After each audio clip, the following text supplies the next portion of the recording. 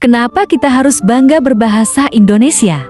Nama Indonesia pertama kali dicetuskan oleh dua orang, yaitu George Samuel Winston Earl dan James Richardson Logan. Earl dalam The Journal of the Indian Archipelago and the Eastern Asia, volume 4 1847. Di halaman 71 menggunakan frasa The Melanesian branch of this race. Tapi Logan memilih istilah Indonesia karena dinilai lebih praktis untuk membedakan wilayah kepulauan lain.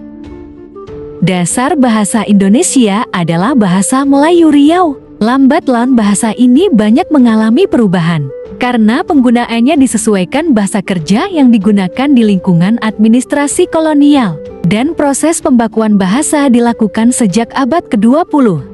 Selamat pagi Bu Riri, selaku dosen pengampu mata pelajaran Bahasa Indonesia yang saya hormati dan teman-teman semuanya. Perkenalkan, saya Dita Ayu Wulandari dari kelas manajemen 2023C dengan NIM 230857428 akan menyampaikan gagasan Saya Muda, Saya Bangga Berbahasa Indonesia. Gagasan tersebut adalah ungkapan semangat dan identitas kebangsaan yang kuat terkait dengan penggunaan bahasa Indonesia sebagai bahasa persatuan Indonesia. Meskipun gagasan ini pertama kali muncul pada masa perjuangan kemerdekaan Republik Indonesia, nilai-nilai tersebut masih relevan di zaman modern ini. Berikut adalah beberapa cara mengimplementasi gagasan pada zaman modern. 1. Penggunaan bahasa Indonesia dengan baik dan benar. Pada zaman modern, penting bagi generasi muda untuk menghargai dan menggunakan bahasa Indonesia dengan baik dan benar.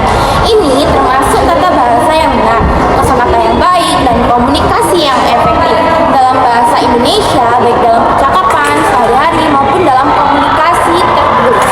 Pelestarian keanekaragaman bahasa. Meskipun bahasa Indonesia adalah bahasa persatuan, Indonesia adalah negara yang kaya akan keberagaman bahasa daerah. Generasi muda dapat berkontribusi pada pelestarian bahasa-bahasa daerah ini dengan belajar dan memahami budaya mereka. Ini akan memperkaya warisan budaya. Penggunaan bahasa Indonesia dalam teknologi dan media sosial. Generasi muda dapat berperan dalam mengembangkan dan menggunakan teknologi informasi dari media sosial dalam bahasa Indonesia. Ini akan membantu melestarikan bahasa sebagai alat komunikasi yang relevan dalam era digital. 4. Pendidikan dalam bahasa Indonesia. Generasi muda dapat memanfaatkan peluang pendidikan dalam berbahasa Indonesia, termasuk dalam pengajaran dan pembelajaran di berbagai tingkat sekolah, perguruan tinggi, dan lembaga pelatihan.